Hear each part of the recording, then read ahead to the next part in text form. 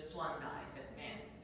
I'm going to show you how to break it down so your clients can do from an essential level towards intermediate, and then eventually they could try the advanced repertoire after mastering all these layers of essential intermediate exercises. I'm going to show you the advanced first. We're going to be lying down prone, neutral pelvis and spine, hands by shoulders, my legs are laterally rotated and abducted to my shoulder distance apart. And this is the advanced Swan Dive.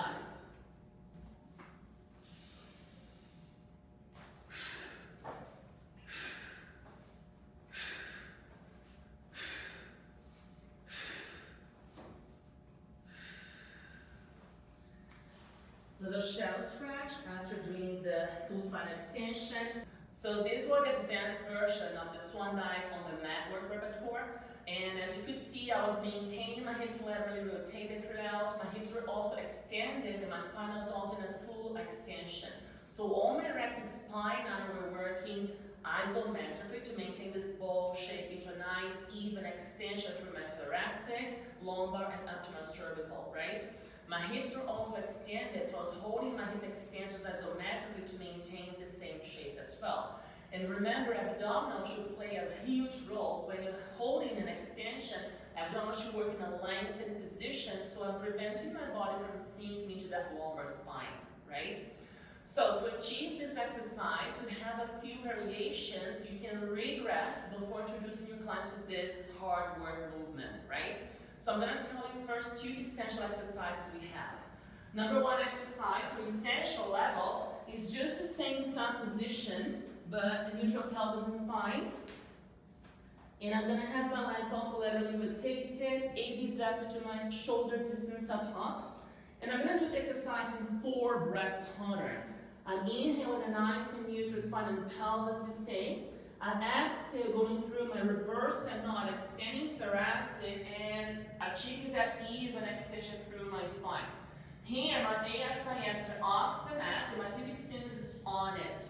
I inhale to maintain the shape, full spine extension, hips are also extended, and I exhale to lower my body down, lengthening to a long neutral line again. So one more time with the breath. Inhale, prepare. Exhale, I start to extend, lifting my nose slightly, extending my thoracic and up to my lumbar and hips extension. Inhale to stay, and exhale to lower my body down. So here you can see I'm working concentrically. Erect spine and hip extensors. I hold isometrically when I inhale to stay, and also must work eccentrically when I lengthen my body down to a long neutral line again. Also having in mind, always remembering about the obliques, how they work in this lengthened position. So if you're working in 4 breaths, it's a nice way to also teach your clients how to feel a bit more the movement, hold a bit more the position, so they're creating also a bit more endurance, right? Every time extending the spine, have in mind also what's going to happen, what you want to encourage with your scapulas, a little retraction, so I can get space also to move a bit more my thoracic, okay? The number 2 modification from essential level is doing the same thing in only 2 breaths. Normally, ideally, we're going to do extensions. We tend to inhale during extensions. My spine wants to lengthen and lift up, extend. When every time I exhale, I tend to flex my spine.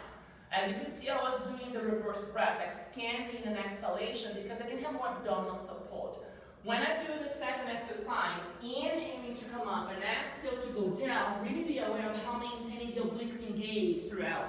I don't want to release the obliques when I inhale, so they still work in a lengthened position, but it's more like natural breath pattern movement. And exhale to lengthen the body down.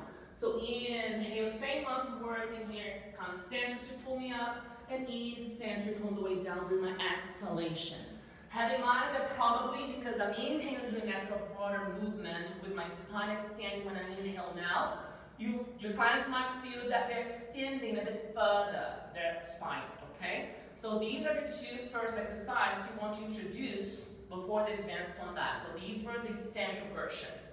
I have a next version, which is a slow rock from intermediate version exercise. Okay, so same stop position. To start, I'm gonna go into a full spine extension, so hips are laterally rotated, hip distance apart again, hands by shoulders. Have in mind that if there was lack of extension, I can play with the distance of the hands a bit more away from the shoulders or closer to it. If it's close to the shoulders, they might have a bigger range of motion into that extension. So to start on this one, I'm going to be into my full spine extension. So I'm starting from the top now in an intermediate level. And this is my starting position. Hips laterally rotated, abducted to my hip shoulder distance apart, and my spine is the full spine extension. And I will take a breath here to stay inhaling, and I exhale, keeping the same bowl shape, hips extended, spine as well, and I tip the shape forward without losing my extension on hips and spine. Inhale to come back up. Exhale, trying to maintain my hips connected, expect the spine connected, and inhale to come up. One more. And inhale to come up. Then exhale, lengthening the body down. And you can do again a little shelf stretch here, okay? So now we can see that it's going to be a really slow rock. I want to teach my client how to maintain this isometric engagement through my hip extensors and through my rectus spinae, right? It's a painful slow movement. It's not easy. And always maintaining the hands in touch with the floor. Remember, never releasing the floor because you need that support from the arms on the ground. Also, one tip is when you go down, careful not looking down, losing the cervical extension. So I want to maintain the same even extension throughout my spine. When I'm tipping, same shape forward and up. I can tip forward as far as I can maintain the same extension, same thing up. I shouldn't see my client losing hips or spine extension when I'm tipping the bowl shape back and forth. The second exercise from intermediate I'm going to show is using the arc barrel. So here I'm going to have my pelvis on the apex, and my hands now are going to be lower than my hips. So far I'm using hands same height as hips, and now I'm going to use lower.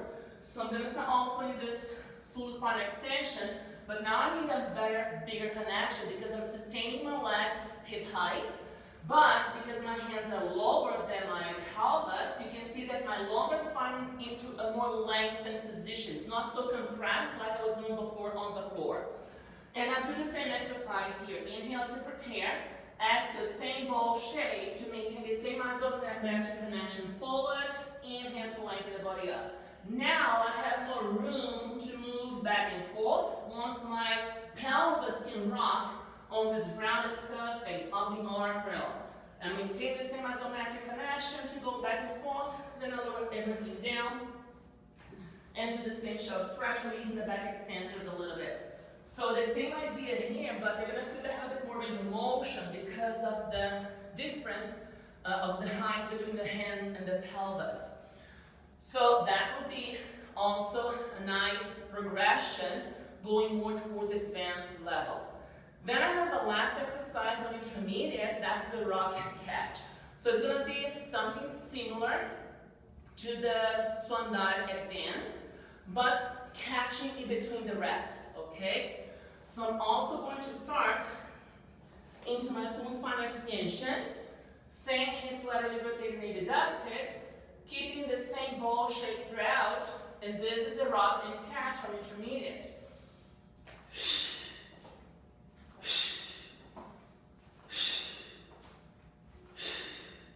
Okay, so I think about maintaining the same shape as all the intermediate ones, but I rock, keeping the shape, and catch. Rock and catch. And this, maybe I can progress to 2 rocks, for example, and then catch. 2 rocks with the hands framing the hand and catch. Once your clients know how to stabilize this nice extension without sinking into the lower spine, keeping the same bowl shape throughout, maybe you can try doing the advanced one I showed when we started. So let me know your thoughts about all the progressions, if you have another modification you want to share with us, okay? Thank you, and I hope you enjoyed.